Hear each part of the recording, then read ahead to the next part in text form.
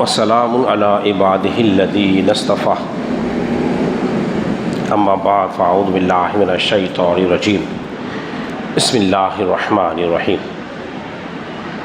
سامعین وقار، آپ حضرات درس حدیث سماعت کر رہے ہیں اور ہماری کتاب درس حدیث کے اندر جو جاری و ساری ہے، یعنی کہ فیضان ریاض الصالحین سے آج اس کی حدیث نمبر جو ہے وہ 692 ہے۔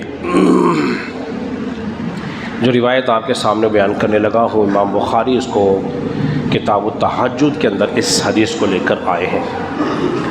حضرت سیدنا عبداللہ بن عمرو بن عاص رضی اللہ تعالیٰ عنہ بیان کرتے ہیں کہ رسول اللہ صلی اللہ علیہ وسلم نے مجھ سے ارشاد فرمایا، اے عبداللہ، فلاں کی طرح نہ ہو جانا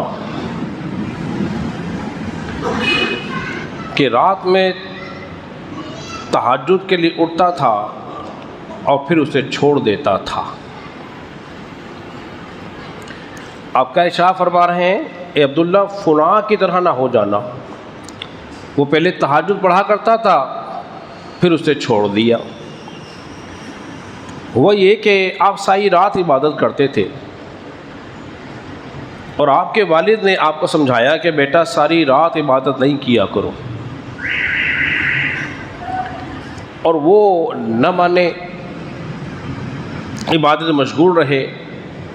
انہوں نے رسول اللہ صلی اللہ علیہ وسلم سے شکایت کی کہ یا رسول اللہ صلی اللہ علیہ وسلم، میرے بیٹے کو سمجھائیے۔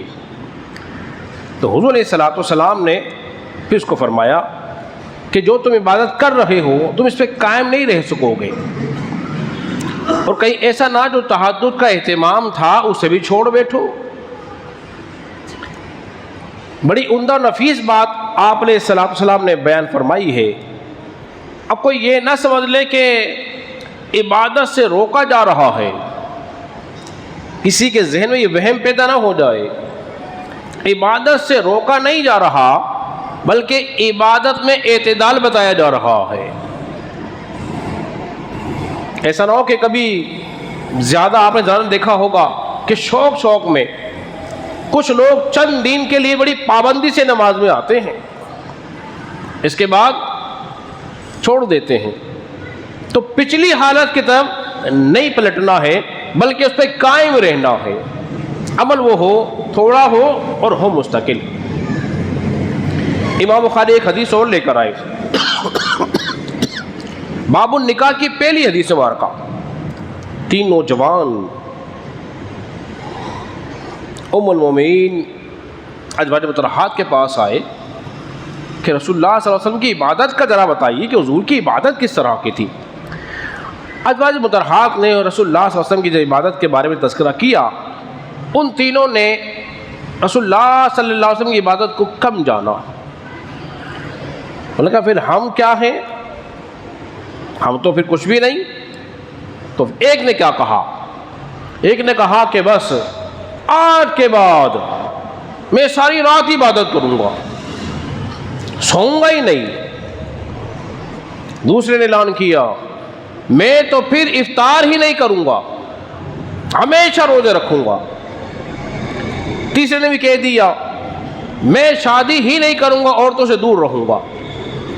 نبی کریم صلی اللہ علیہ وسلم نے جب یہ بات سنی نا، فرمایا میں اللہ کا نبی ہوں، اللہ کا محبوب ہوں، میں سوتا بھی ہوں، رات میں اٹھ کے عبادت بھی کرتا ہوں، میں افطار بھی کرتا ہوں، روزے بھی رکھتا ہوں، میں اللہ کا نبی ہو کر شادی بیاہ بھی کرتا ہوں۔ جو تم اعلان کر رہے ہو اس پر تم رہ نہیں سکو گے، تو لہذا اشارہ اس طرف ہو رہا ہے تم اپنی جانوں پہ ظلم نہ کرو اور عبادت میں میانہ روی اختیار کرو۔ اگر کوئی انسان درستی پڑھتا ہے اس کو چاہیے کہ مستقل پڑھے، چھوڑے نہیں۔ قرآن کی تلاوت کرتا ہے تو مستقل کرے، چھوڑنا اس کو نہیں ہے۔ اسی طرح اگر کوئی مسجد کے ساتھ تعاون کرتا ہے یا مدرسے میں تعاون کرتا ہے، اس کو چھوڑنا نہیں چاہیے، مستقل طور پہ کام کرتے رہنا چاہیے۔ اس لیے کہ مومن کا ہر عمل ایک جیسا نہیں ہوتا، اس میں اضافہ ہونا چاہیے، نیک کاموں میں ہمیشہ اضافہ۔ اور کہیں شیطان کے وسوسے میں آ جاؤ، اس کے چنگل میں آ جاؤ اور چھوڑ دو، تو پھر کیا ہوگا؟ پھر دعا مانگی جائے گی، دعا کیا کریں گے؟ اللہ یہ بھی عطا فرما، یہ بھی عطا فرما، یہ بھی عطا فرما۔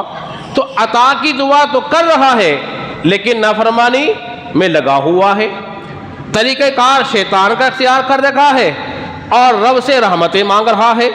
تو ایسا نہیں ہوگا، جب تم رب کی عبادت کرو گے، اس کی بندگی کا خیال رکھو گے، جو طور طریقہ ہے عبادت کا اس طریقے کو اپنا کے عبادت کرو گے تو انشاءاللہ تعالیٰ تم فلاح پا جاؤ گے، اور وہ مقاصد بھی پورے ہو جائیں گے جس مقاصد کے لیے اللہ تعالیٰ نے تجھے پیدا فرمایا ہے۔